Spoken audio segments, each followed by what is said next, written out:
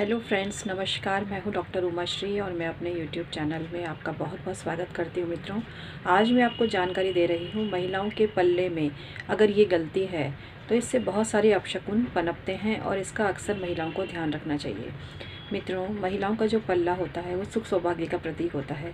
आज भी राजस्थान में हमारे ग्रामीण परिप्रेक्ष्य में ग्रामीण जो महिलाएं हैं वो पल्लू को बहुत महत्व देती हैं, क्योंकि पल्ला जब भी कोई पूजा पाठ होता है और उसमें जैसे गेहूं के दाने या कुछ पूजा से संबंधित कोई भी सामग्री है उसको पल्लू में बांध कर गिठान लगाई जाती है।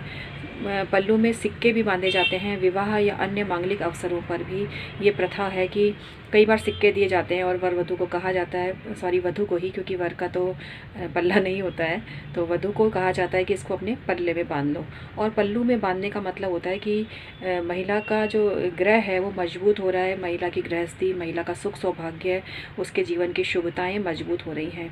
लेकिन आज के इस बदलते दौर में महिलाएं, जहां पल्ला ख़त्म सा ही हो रहा है, पल्ला क्या साड़ी तक ऐसा परिधान है जो बहुत कम लोग पहनते हैं, तो ऐसे में ये चिंता का विषय है कि जो हमारे संस्कार हैं विस्मृत होते जा रहे हैं। और इसी संदर्भ में आज मैं ये जानकारी आपको देने जा रही हूँ कि जो पल्ला है बहुत ही सुख सौभाग्य को बढ़ाने वाला होता है।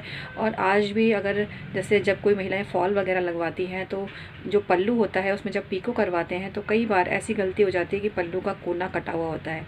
तो जिस पल्लू में कोई कट लगा हुआ हो या वो चिर गया, हमारे राजस्थान में टिपिकल रीजनल लैंग्वेज में बोलते हैं चिर गया, से मतलब है कि वो पूरी तरह से फटा नहीं है लेकिन जीर्ण शीर्ण हो गया है, ऑलमोस्ट फटने को है।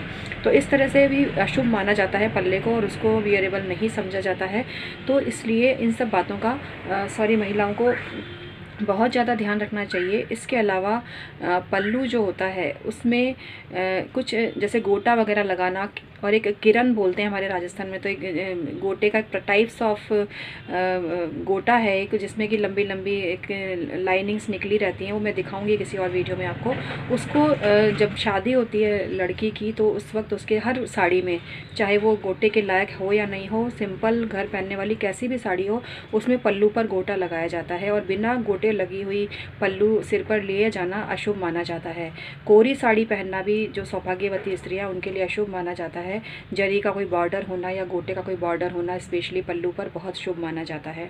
इसी प्रकार से जो पल्ला होता है, कई बार महिलाएं उससे थाली वगैरह पहुंच देती हैं या अन्य सामग्री, जैसे कई गंदगी होती है तो पल्लू से उसको साफ करने लग जाती हैं। तो महिलाओं को ये काम भी भूलकर पल्लू से नहीं करना चाहिए। पल्लू जो है एक तरह से माँ का आंचल है। माँ का आंचल बहुत पवित्र होता है संतान के शुभत्व की कामना के लिए। ये वस्त्र उतना ही पवित्र है जितना कि हम किसी धार्मिक प्रयोजन के लिए यूज़ में लेने वाले कपड़े को मानते हैं। तो पल्लू की गरिमा बना के रखें और जो महिलाओं का जो पल्ला है उसके सुख सौभाग्य के बढ़ाने वाले जो तरीके मैंने आपको बताए उसको जीवन में आत्मसात करें, तो जीवन में आने वाली अनेक विघ्न बाधाओं से महिलाएं बची रह सकती हैं। आज का वीडियो समाप्त करती हूँ मित्रों, बहुत बहुत धन्यवाद।